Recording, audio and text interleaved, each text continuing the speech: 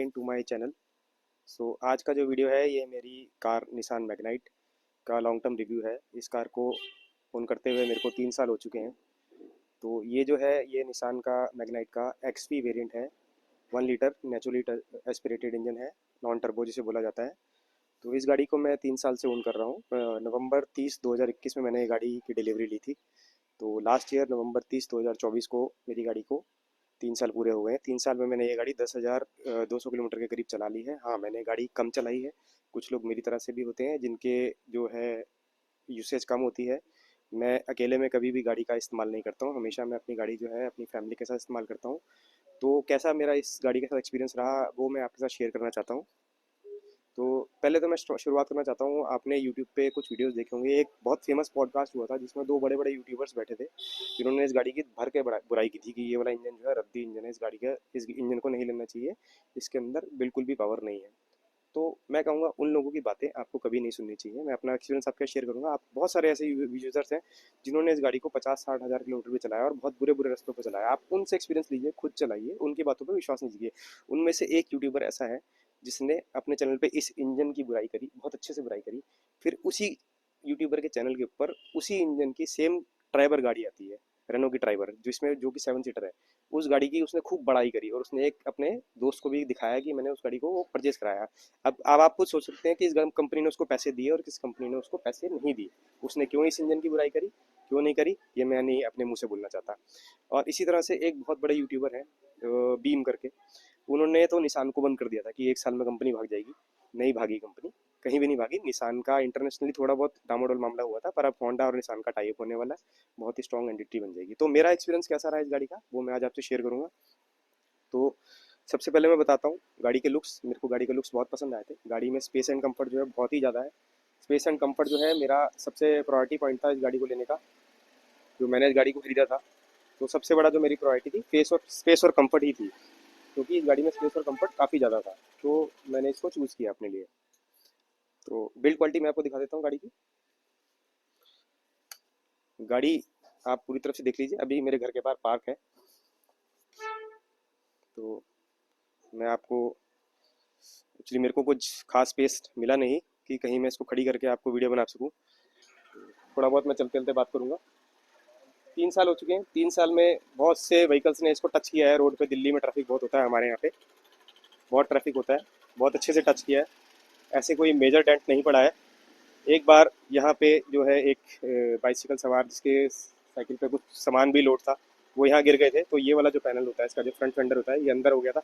तो ये हमने खुद ही जाके खुद से ही बाहर इसको कर दिया था। अंदर से यहाँ से इसके अंदर बोनट के अंदर से हाथ चला जाता है, अंदर से थोड़ी सी जगह है, यहाँ से रॉड लगा करके इसको बाहर खींच लिया था। थोड़ा बहुत यहाँ पे पेंट डैमेज हुआ था जिसके ऊपर हमने नेल पॉलिश लगा रखी है। जैसे कि आप लोग जानते हैं गाड़ी जो है माइक्रो एसयूवी सेगमेंट के अंदर आती है। तो इसकी जो ग्राउंड क्लियरेंस है 205 mm है। सारे स्पेक्स मैं शेयर नहीं करूंगा, स्पेक्स ऑलरेडी बहुत से वीडियो में शेयर किए गए हैं। 205 mm की जो ग्राउंड क्लियरेंस है ये मेरे बहुत काम आई। मैंने इसको बहुत ऊबड़ खाबड़ गलियों में चलाया, टूटे रास्तों में चलाया, पानी भरी सड़कों पर चलाया मानसून के अंदर। 205 की इसकी ग्राउंड क्लियरेंस है। ऑफिशियल वर्डिंग इसकी कोई नहीं है कि इसकी वाटर वेडिंग कैपेसिटी कितनी है, पर निसान का एक हमारे यहाँ सर्विस सेंटर हुआ करता था पहले, जो बंद हो गया था। उसके सर्विस मैनेजर से मेरी बात हुई थी, उन्होंने कंफर्म किया था कि इस गाड़ी की जो वाटर वेडिंग कैपेसिटी है लगभग 370 के करीब है। 370 से 400 में उन्होंने बोला था आपको कोई दिक्कत नहीं आएगी। तो 370 से 400 की जो वाटर वेडिंग कैपेसिटी है बहुत अच्छी कैपेसिटी में आती है। बहुत से ऐसे लोग हैं जो इसको बहुत एक्सट्रीम प्लेसेस पे ले जा चुके हैं इस सेम इंजन को, जिसको कि अंडर पावर कहा जाता है।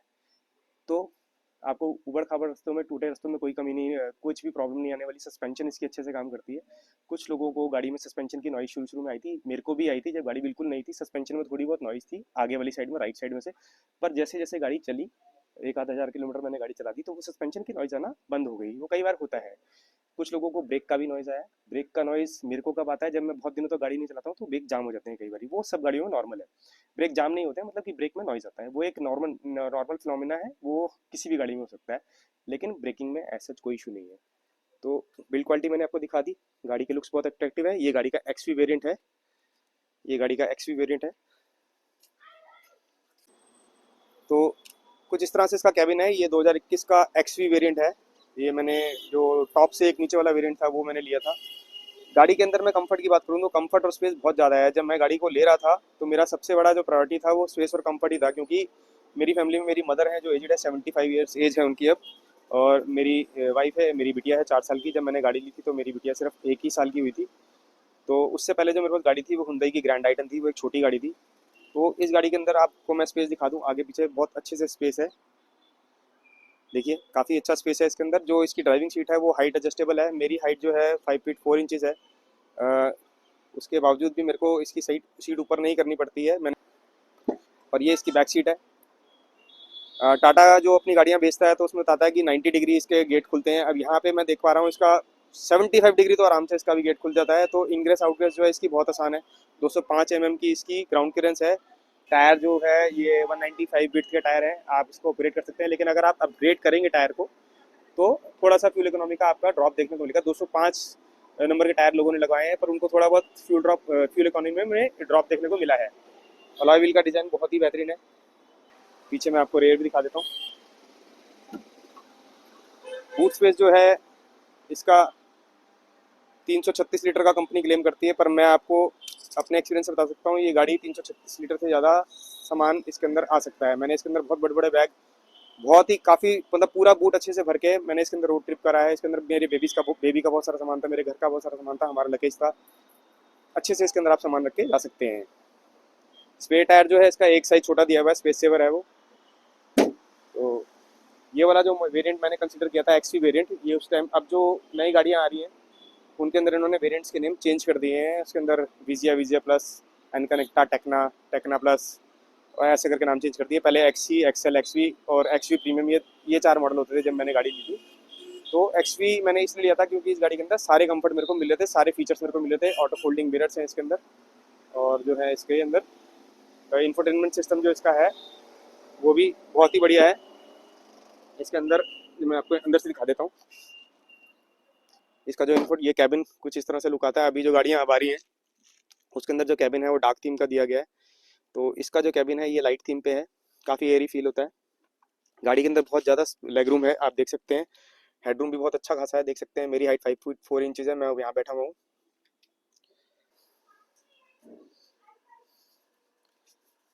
तो जब मैंने ये गाड़ी अपने लिए सेलेक्ट करी थी तो बहुत से लोगों ने मुझे ये सजेशन दिया था कि निसान कंपनी अच्छी नहीं है, इनके पास एक ही कार है, ये कल को भाग जाएगी, तो इसको मत ले। पर मैंने बहुत सी गाड़ियाँ और कंसिडर करी, पर मेरे को यही गाड़ी पसंद आई तो मैंने यही गाड़ी खरीदी। हाँ, जब मैंने ये गाड़ी ली थी तो निसान के कुछ सर्विस सेंटर बंद हुए थे, कुछ शोरूम भी बंद हुए थे। हमारे यहाँ दिल्ली एनसीआर में सबसे बड़ा जो डीलर था नियो निसान का, एक यूवी निसान है, एक नियो निसान है। यूवी निसान जो है निसान का सबसे पुराना डीलर है इस एरिया का। नियो भी बहुत पुराना था। नियो के पास इनफैक्ट स्काईलाइन जीटीआर को सर्विस करने का भी अथॉरिटी थी। तो नियो ने अपना सारा ऑपरेशन बंद कर दिया। तो मेरी जो शुरू की सर्विसेज हुई थी वो नियो के वहाँ से हुई थी। एक इंस्पेक्शन हुई थी एक बार गाड़ी में, जब गाड़ी बिल्कुल नई थी तो मेरे को बिल्कुल नई गाड़ी के अंदर ही पहले महीने के अंदर ही कूलेंट लीक का इशू आया था, जो कि उन्होंने सॉल्व कर दिया था। इसके अंदर कोई इसका पाइप में कुछ फॉल्ट था कूलेंट के, तो वो रिप्लेस हुआ था फ्री ऑफ कॉस्ट। वो उन्होंने गाड़ी को फ्लैट बेड पे उठा के ले गए थे और फ्लैट बेड पे मेरे घर उसके बाद मेरे को उनका ड्राइवर ड्रॉप कर गया था गाड़ी पे। मेरे को कोई पैसा जेब से नहीं देना पड़ा था। न्यू पे जो सर्विस हुई थी उसका भी एक्सपीरियंस बहुत ही बढ़िया था। और उसके बाद से जो वो सर्विस सेंटर बंद हो गया, जब नियो का सर्विस सेंटर बंद हो गया, नियो ने उस टाइम हमारे घर के पास भी एक सर्विस सेंटर खोल लिया था। जो पहली सर्विस हुई थी वो नोएडा में हुई थी, दिल्ली से नोएडा गाड़ी गई थी 20-25 किलोमीटर चल के, वो लेके गए थे। उसके बाद उन्होंने यहाँ पे मोती नगर में सर्विस सेंटर खोल लिया था अपना सर्विस सेंटर। पर जब नियो ने यहाँ बंद कर दिया सब कुछ तो यहाँ पे सिर्फ एक यूवी निशान का सर्विस सेंटर रह गया था ओखला के अंदर, जो कि काफ़ी उसके बाद रश होता था। एक जो फ्री इंस्पेक्शन थी मैंने वहाँ से कराई यूवी निशान से, वहाँ पे भी मेरा जो सर्विस एक्सपीरियंस था काफ़ी अच्छा रहा। इनफैक्ट वहाँ से आगरा मेरठ से लोग आके सर्विस कराते थे क्योंकि कई जगह पे बंद हो गए थे। लेकिन अब जो निशान की पोजीशन है, अब निशान ने काफ़ी नए शोरूम खोल दिए हैं और उनके सर्विस सेंटर भी काफ़ी नए खुल गए हैं यहाँ पे।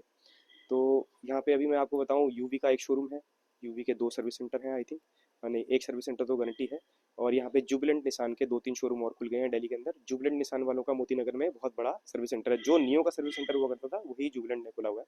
तो इस टाइम सर्विस में और पार्ट अवेलेबिलिटी में कोई इशू आने वाला नहीं है, ना मेरे को पहले आया है। मेरे एक नोन है, मेरे भैया हैं, उनसे मैंने पूछ के गाड़ी ली थी कि गाड़ी में सर्विस हो जाएगी, कि इसकी जो है पार्ट्स अवेलेबिलिटी होगी। पार्ट्स अधिकतर पार्ट जो है रेनो की गाड़ी से इसके शेड है। आप एयर फिल्टर, ऑयल फिल्टर सब पे रेनो की मार्किंग है। इंजन ऑयल आपको कहीं पे भी मिल जाएगा। और अब तो काफ़ी सारे पार्ट्स ऐसे हैं जो मार्केट में अवेलेबल हो जाते हैं। नहीं तो आप कंपनी की सर्विस सेंटर से ले लीजिए, अब तो सर्विस सेंटर खुल गए हैं। तो सर्विस में भी ऐसे मेरे को कोई बुरा एक्सपीरियंस गाड़ी में नहीं रहा है। जो थोड़ी बहुत रैटलिंग थी डोर्स के अंदर थी, शुरू शुरू में थी, तो कंपनी ने इसको सॉल्व कर दिया था। रैटलिंग नॉइज कुछ लोगों का ही आगे मैं वीडियो में चलते चलते आपसे बात करूंगा, मैं अपना थोड़ा पॉइंट ऑफ व्यू चलते चलते भी शेयर करूंगा आपको। तो आगे चलते हैं, वीडियो को आगे बढ़ाते हैं।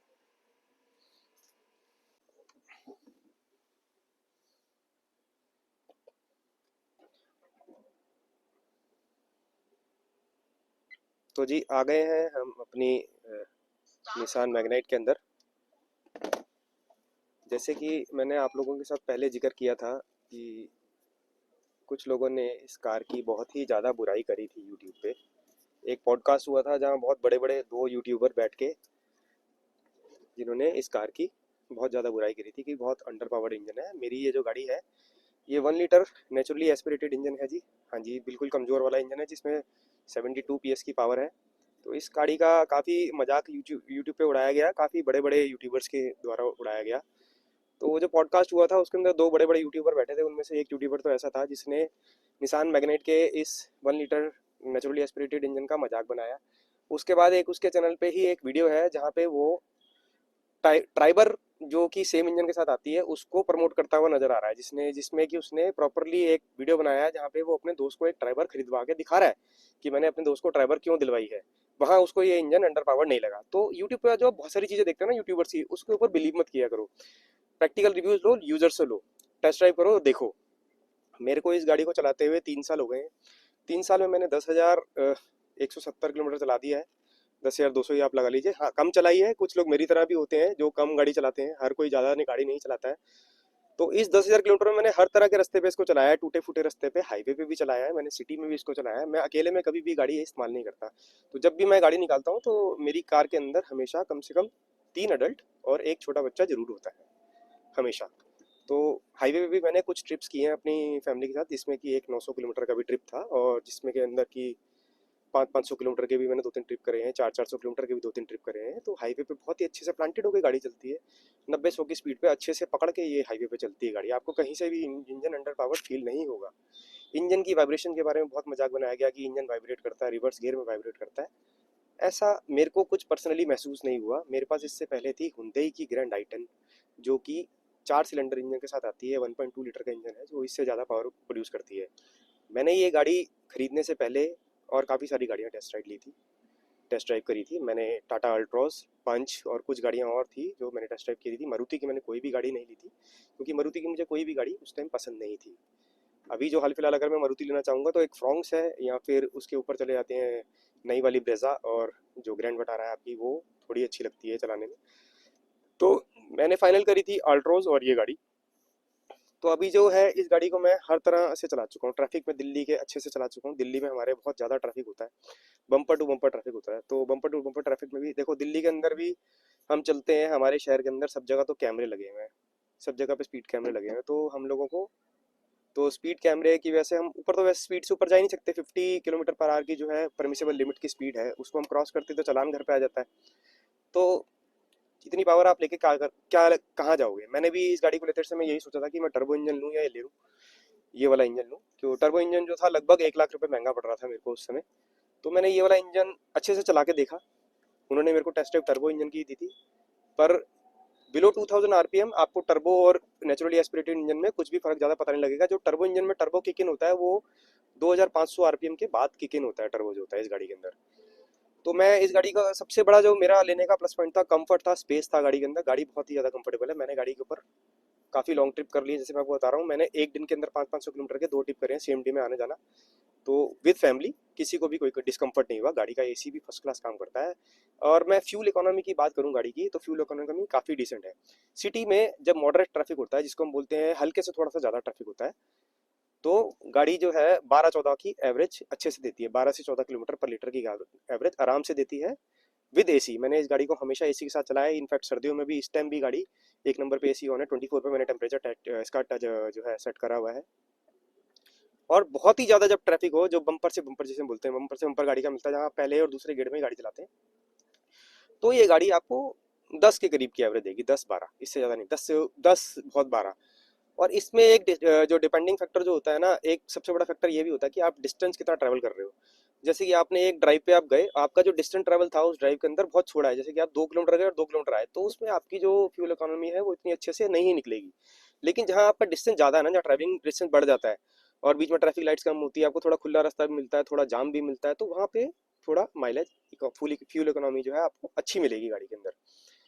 तो फ्यूल इकोनॉमी जो मैं बता रहा हूँ आपको, 10 से लेके 15 तक मेरे को ये सिटी के अंदर दी गई है। दिल्ली गुड़गांव के रन मेरे काफ़ी होते हैं विद फैमिली। अगर मैं संडे के दिन दिल्ली गुड़गांव जाता हूँ तो आने जाने का जो मेरा जो टोटल फ्यूल इकोनॉमी मेरे को पड़ती है वो 16-17 किलोमीटर पर लीटर के आसपास भी मिल जाती है। बहुत ज़्यादा ट्रैफिक जब मेरे को मिलता है दिल्ली में एंटर करने के बाद, कई बार ये 14 की भी फ्यूल इकोनॉमी देखे जाती है। जितना इसके डिस्प्ले में आता है उससे 1 पॉइंट का फर्क होता है इसमें, इसके डिस्प्ले में 1 पॉइंट ज़्यादा दिखा रहा होता है।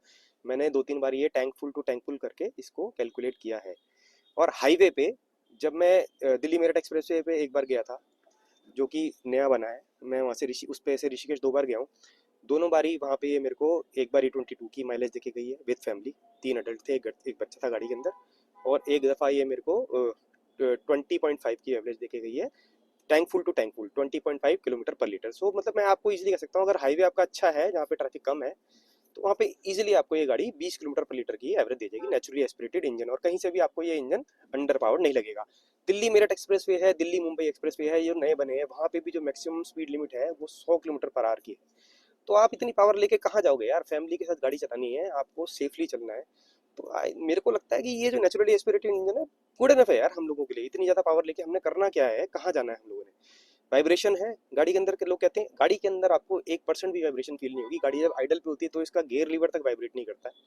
पहले गियर में जब आप गाड़ी को उठाते हो तो आपको थोड़ा बहुत फ्लोर बोर्ड में या गियर पैडल के आसपास ऐसा लगेगा कि इंजन वाइब्रेट कर रहा है। क्यों? क्योंकि पहला गियर और जो हमारा रिवर्स गियर होता है वो सबसे बड़ा गियर होता है, जो जो अपना ट्रांसमिशन सिस्टम के अंदर होता है, उनकी जो फ्लाईव्हील होते हैं, जो गियर होते हैं, गरारी से बोलते हैं, वो सबसे बड़ी होती है। तो वहाँ टॉर्क होता है वो काफी ज्यादा मौजूद होता है, इसलिए ये वाइब्रेशन उस तरफ ज्यादा होती है। एक तो 3 सिलेंडर इंजन है, ये जो 1.1 लीटर का जो 3 सिलेंडर इंजन है, ये उतनी हद तक रिफाइंड है जितनी हद तक एक 1 लीटर 3 सिलेंडर इंजन रिफाइंड हो सकता है। और अब जो नई वाली मैग्नाइट आ रही है सेम इंजन के साथ, उसमें निसान ने काफ़ी इंप्रूवमेंट किए हैं, वो इंजन और पहले से ज़्यादा रिफाइंड है। आपको डे टू डे लिविंग के अंदर ना ये इंजन कहीं से भी अंडर पावर्ड नहीं फील होगा। अगर आपने किसी का फेमस यूट्यूबर का पॉडकास्ट देखा है जहाँ पे इसकी बुराई की हुई है, उसके बाद आपने अपना डिसीजन बदल लिया कि आपको ये कार नहीं लेनी है, तो आपका थोड़ा सा आपने गलत किया। अच्छे से जाइए, एक टेस्ट ड्राइव लीजिए गाड़ी की, तो उसके बाद आपको फील होगा कि गाड़ी में क्या कमी है और क्या गाड़ी में अच्छा है।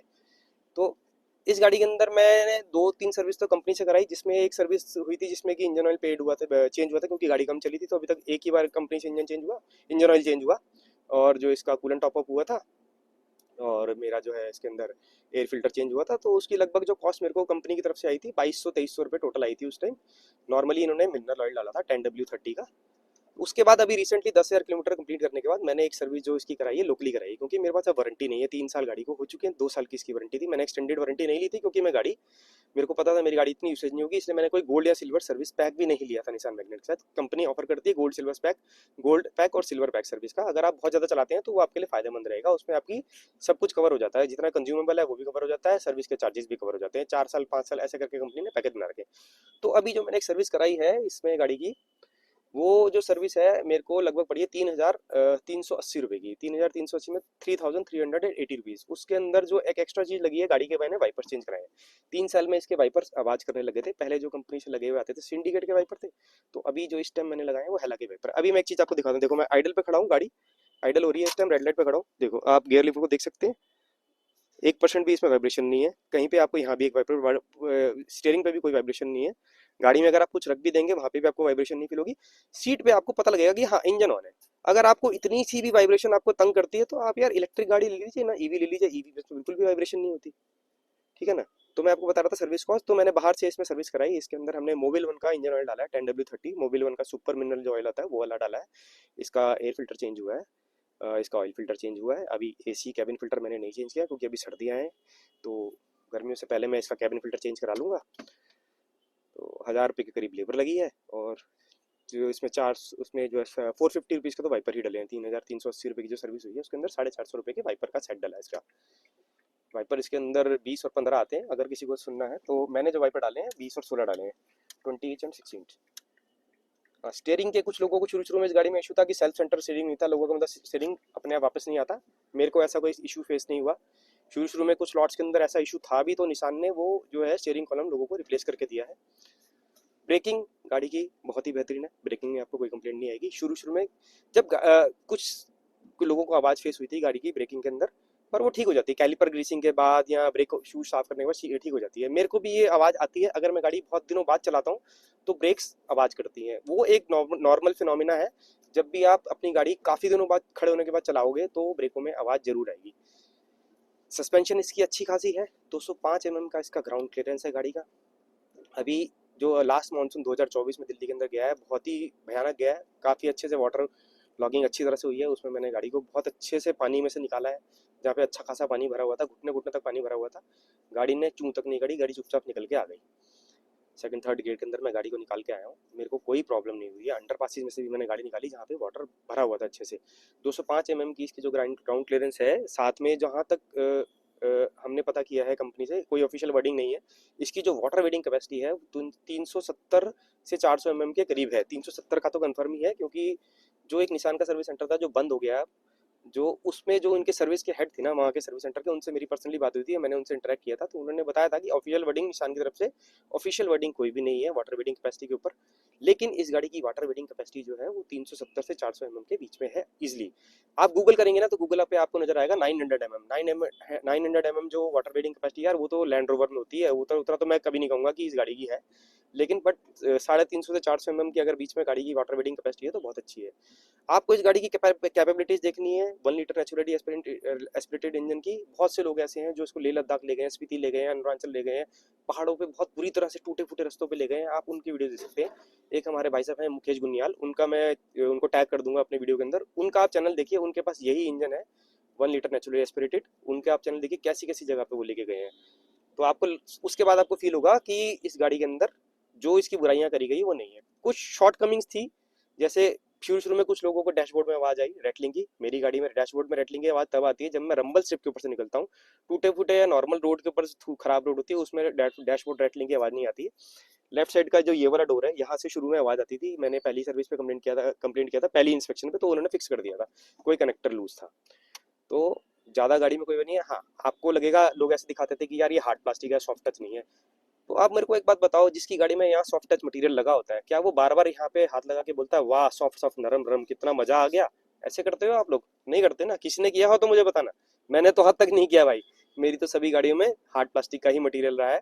मैं इससे पहले 5 गाड़ियाँ चला चुका हूँ। मेरी फैमिली में मेरे डैड की और मेरी मिला के टोटल 5 गाड़ियाँ थी, ये मेरी छठी कार है। मैंने स्टार्ट किया था प्रीमियम पद्मनी, जिसका गियर यहाँ पे हुआ करता था, यहाँ पे हैंड में गियर हुआ करते थे। उसके बाद सेंट्रो थी, उसके बाद हमने ग्रैंड आइटन ली, उसके बाद हमने आइटन ली थी, जो hyundai की आइटन आई थी। कापा इंजन के साथ 1.2 लीटर का इंजन था उसके अंदर, 1 लीटर का इंजन था उसके अंदर। फिर उसके बाद मैंने वैगनर ली थी, वैगनर के बाद ग्रैंड आइटन ली थी मैंने, उसके बाद ग्रैंड आइटन के बाद मैंने ये गाड़ी ली है। तो मेरे को कहीं से ऐसा फील नहीं हुआ कि मैंने कोई गलत डिसीजन ले लिया हो इस गाड़ी को लेकर के। मेरी फैमिली बहुत हैप्पी है। एसी से मेरी फैमिली को कोई कंप्लेंट नहीं है, मेरे को कंप्लेंट नहीं है। इनफैक्ट इस गाड़ी के अंदर पीछे एसी वेंट्स भी नहीं है। ये मेरी गाड़ी जो है ये एक्सवी वेरिएंट है। अब जो इसका जो इक्विवेलेंट वेरिएंट आता है वो एन कनेक्टा आता है। ये जो उसके अंदर से ये वाला 8 इंच का डिस्प्ले आता है जो इंफोटेनमेंट है, इसके अंदर ये 8 इंच का जो फ्लोटिंग इंफोटेनमेंट सिस्टम लगा गया है, ये इसके अंदर एंड्रॉयड ऑटो और एप्पल कारप्ले फ्लॉलेसली वर्क करता है। 4 स्पीकर दिए गए हैं, इसमें JBL के स्पीकर भी नहीं है, फिर भी इसकी क्वालिटी स्पीकर्स की बहुत ही बेहतरीन है। मेरे को कभी कोई कंप्लेंट नहीं। हाँ, अगर आपको बहुत अच्छी आवाज़ चाहिए, आप स्पीकर के कंपोनेंट्स बदलवा सकते हैं मार्केट से, JBL लगवा लीजिए या कोई और लगवा लीजिए, तो आप उस पर अपग्रेड कर सकते हैं। ब्रेकिंग में कोई इशू नहीं है। सर्विसिंग इसकी आपकी कहीं पे भी हो सकती है। रेनो के साथ शेड है, तो पार्ट की अवेलेबिलिटी अच्छे से आपको मिल जाएगी। फ्यूल इकोनॉमी मैंने बता दी 10 से 15, आप सिटी में पकड़ के चलो। डिपेंड करता है कि आपको कितना ट्रैफिक है। अगर बहुत ज़्यादा आप गाड़ी चलाते हो, जो मैं कम चलाता हूँ तो मैंने पेट्रोल की गाड़ी ली। अगर आप गाड़ी ज़्यादा चलाते हो तो आप CNG की गाड़ी लीजिए, आप पेट्रोल की गाड़ी के उतर देखिए ही मत। अगर मैं भी ज़्यादा चलाता तो मैं भी CNG की गाड़ी लेता। तो सर्विस सेंटर कुछ जगह बंद हुए थे, लेकिन जितने बंद हुए हैं उतने ही और नए खुल गए हैं, तो उसमें भी अब कोई वो नहीं है, मतलब कि कंप्लेंट वाली बात नहीं है। तो उसमें भी हम कुछ नहीं कह सकते कि गड़बड़ वाली बात है या कुछ ऐसा है, कुछ गलत है। ठीक है, तो मेरी तरफ से तो इस गाड़ी के लिए सब कुछ पॉजिटिव है। जो कुछ नेगेटिव है, कॉस्ट कटिंग आप सीखिए। देखिए, मैंने इस गाड़ी के लिए जो पेमेंट दी थी, मैंने 8 लाख रुपए में ये गाड़ी मेरे को ऑन रोड पड़ी थी। तो जैसे कि मैं आपको बता रहा था, 7,80,000 मैंने इस गाड़ी के लिए पे किए थे। तो 7,80,000, 7,88,000 ऐसे ही मैंने ऑन रोड इस गाड़ी के लिए पे किए थे। तो उतने पैसों में इतने फीचर गाड़ी के अंदर मिलना, इतना कंफर्ट गाड़ी के अंदर मिलना, गाड़ी पे साथ मैंने विद फैमिली काफ़ी सारे रोड ट्रिप्स करे हैं। तो गाड़ी इतनी कंफर्टेबल है, किसी ने कोई टायरनेस फील नहीं हुई, किसी को कोई डिस्कम्फर्ट फील नहीं हुआ। सर्विस में मेरे को अभी तक कोई परेशानी नहीं आई। एक शुरू शुरू में जैसे मैंने आपको बताया था वीडियो की स्टार्टिंग के अंदर कि मेरे को एक कूलेंट लीक का इशू आया था, तो वो कंपनी ने सॉल्व कर दिया था अंडर वारंटी। 3-4 दिन लिए थे उन्होंने, जब गाड़ी बिल्कुल नई नई थी। उसके बाद मेरे को गाड़ी में से ऐसा कोई इशू नहीं आया है। तो अभी जैसे कि मैं बता रहा हूँ सीटिंग कंफर्ट, अगर आप गाड़ी का सीटिंग कंफर्ट के बारे में मैं आपको गाड़ी का बताऊँ तो सीटिंग कंफर्ट, ड्राइविंग कंफर्ट जो है काफ़ी अच्छा है। मेरी हाइट जो है 5 फुट 4 इंच है। अभी जो मेरी गाड़ी के अंदर जो मेरा एक्सवी वेरिएंट है, इसके अंदर सीट हाइट एडजस्टेबल है, पर मैंने सीट को इस टाइम बिल्कुल लो सेटिंग पे किया हुआ है और मेरे को कोई दिक्कत नहीं हो रही है इसके अंदर। बहुत से लोग कहते हैं कि हमारी हाइट कम है, हमें बोनट नहीं दिख रहा है। ऐसा कोई इशू नहीं है, ऐसा कोई इशू आएगा भी नहीं। अगर आपको गाड़ी चलानी आती है तो आपकी सीट चाहे नीचे हो, आपकी सीट चाहे ऊंची हो, आपको उसमें कोई भी डिस्कम्फर्ट नहीं आएगा। तो अगर आप चाहते हो आपको सीट हाइट एडजस्टेबिलिटी चाहिए, तो एक ऐसा वेरिएंट लीजिए जिसमें आपको सीट हाइट एडजस्टेबल मिल जाए, जो कि एनकनेक्टा वेरिएंट होगा, जिसमें आपको सीट हाइट की एडजस्टेबिलिटी भी मिल जाएगी। तो वीडियो को मैं यहीं ख़त्म करूँगा। अगर आप लोगों के कुछ सवाल हैं तो ये मेरा एक लॉन्ग टर्म रिव्यू था गाड़ी का। 3 साल के बाद मैंने वीडियो बनाया। 10,000 किलोमीटर में गाड़ी चला चुका। हाँ, मैंने कम चलाई है।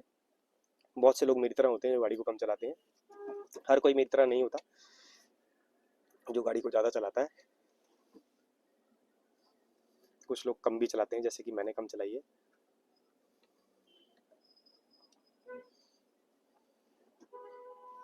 तो अगर आप इस गाड़ी को लेना चाहते हैं मेरी तरफ से, तो इस गाड़ी की तरफ से थम्स अप है। आप बिल्कुल ले सकते हैं इस गाड़ी को। अगर आपका बजट है, आपको ज़्यादा पावर की ज़रूरत है, तो आप टर्बो इंजन लीजिए। अगर आपको एक फैमिली कार चाहिए जिसमें बहुत कंफर्ट मिले, स्पेस मिले, तो आप नेचुरली एस्पिरेटेड 1 लीटर इंजन ली दीजिए, बिना जो नॉन टर्बो जिसको हम बोलते हैं वो वाला ली दीजिए। आपको कोई भी इसमें कंप्लेंट नहीं आएगी।